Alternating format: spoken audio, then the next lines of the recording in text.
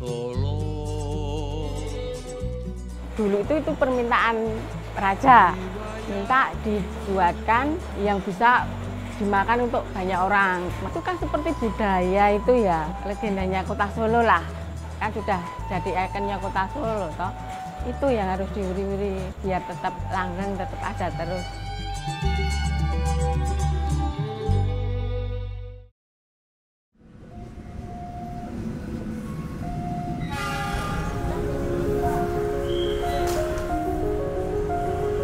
Kota Surakarta. Nama ini disematkan pada nama lain Kota Solo yang dikenal sebagai pusat kebudayaan Jawa.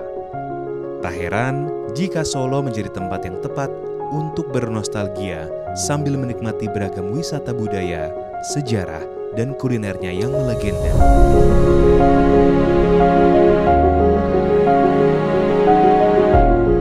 Berkeliling di kota Solo sambil mencoba beraneka makanan khasnya tentu menjadi petualangan kuliner yang tak terlupakan. Berbicara tentang kuliner Solo, pastinya tak lepas dari kuliner berbahan daging kambing yang mengiringi perjalanan kota Solo dan menjadi menu favorit yang kerap dicari pecinta kuliner tanah air, tengkleng dan sate buntel.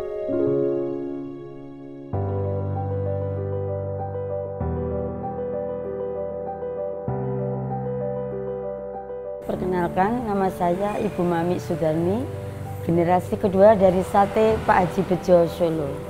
Dulunya sih ayah saya memang ikut saudara ya Mbak, sekitar tahun 50-an terus sudah tahu cara meracik bumbu-bumbu untuk berjualan. Mungkin ayah saya mulai usaha sendiri. Pertama ya ayah saya dari dulu pakai pikulan, keliling, akhirnya banyak pelanggan, akhirnya bisa mangkal ke suatu kantor di PLN di Solo pertama kali itu Mbak. Operasional saya jam 4 pagi Mbak, ada yang bagian untuk motong-motong kambing, ada yang untuk masak di dapur, untuk meracik bumbu-bumbunya itu. Ada yang bikin di sate buntel, terus ada yang jeroan itu, ada yang setelah dibersihin, dicuci, terus dimasak, dibikin gulai. Setelah sekitar jam 7 sampai setengah 8, itu barang-barang semua dibawa ke warung, dari rumah ke warung untuk proses penjualan dan penyempurnaan rasa.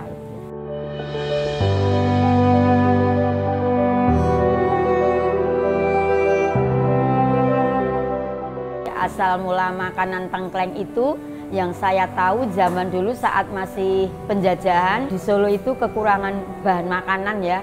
Jadi mereka mengolah bahan-bahan apapun untuk dijadikan makanan yang bisa dibikin mengisi perut supaya kenyang.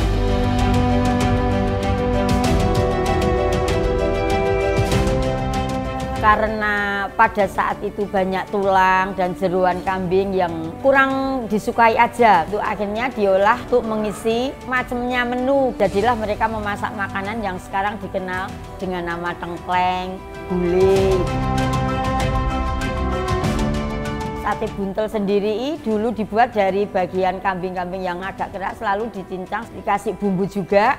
Dibumbui hasilnya supaya biar empuk bisa dikonsumsi, dibungkus dengan lemak kambing yang tipis supaya tidak pecah waktu dibakar.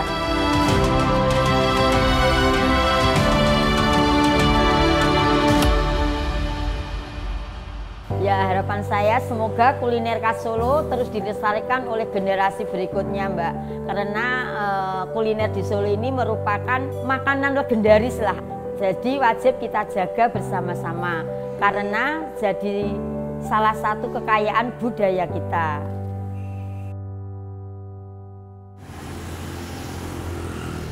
Menelusuri kuliner otentik kota Solo, nama Pasar Gede pasti menjadi tempat yang melegenda untuk berburu kuliner tradisional.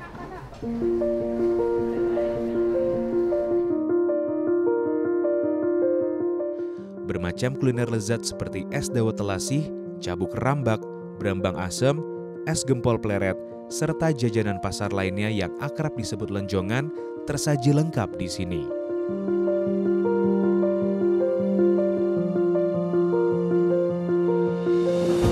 Perkenalkan, nama saya saya Jumiati, saya adalah generasi ketiga dari penjual lenjongan Ibu Sum Pasar Gede. Awal mulanya sudah sejak 40-an tahun yang lalu, nenek saya jualan keliling di area Pasar Gede. Lama-lama menurun ke ibu saya, dapat tempat. Awal mulanya juga cuma jualan singkong itu cuma berapa macam aja. Lama-lama ke saya bikin inovasi gimana caranya singkong itu menjadi berbagai macam makanan. Prosesnya yang pertama dimasak itu ketan, karena biasanya ketan yang paling lama. Ketan, terus bikin tiwul, terus tiwul terus sawut, terus yang perambang asem yang terakhir.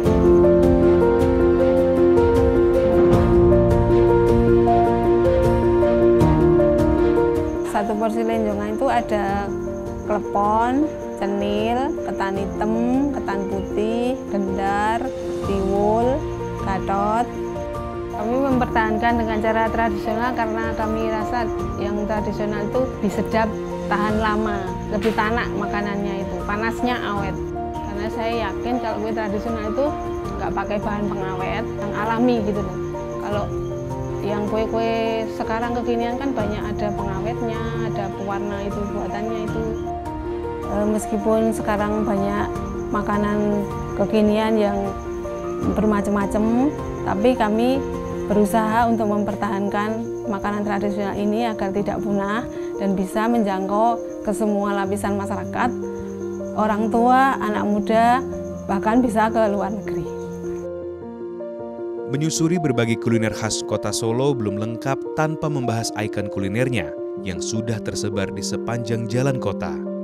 Nasi liwet.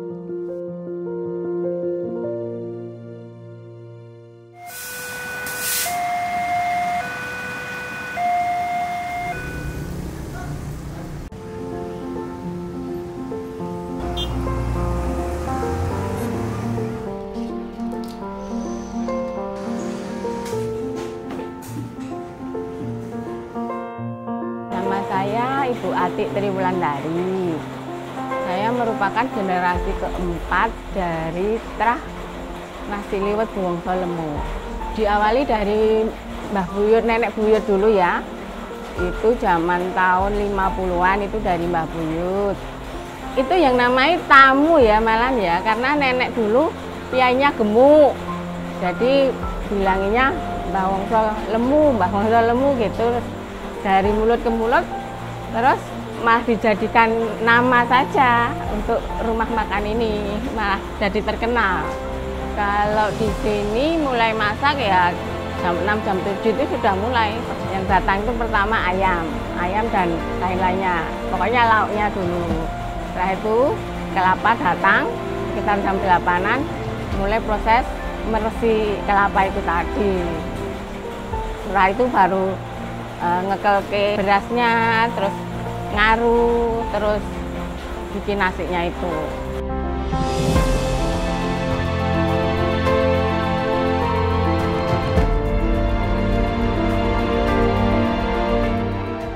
Dulu itu permintaan raja, minta dibuatkan yang bisa dimakan untuk banyak orang.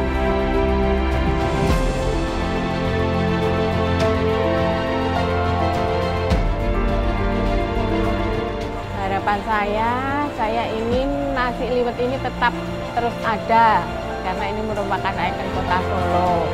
Saya ingin lebih bisa dikenal, bukan hanya di Indonesia, kalau bisa sampai ke luar negeri.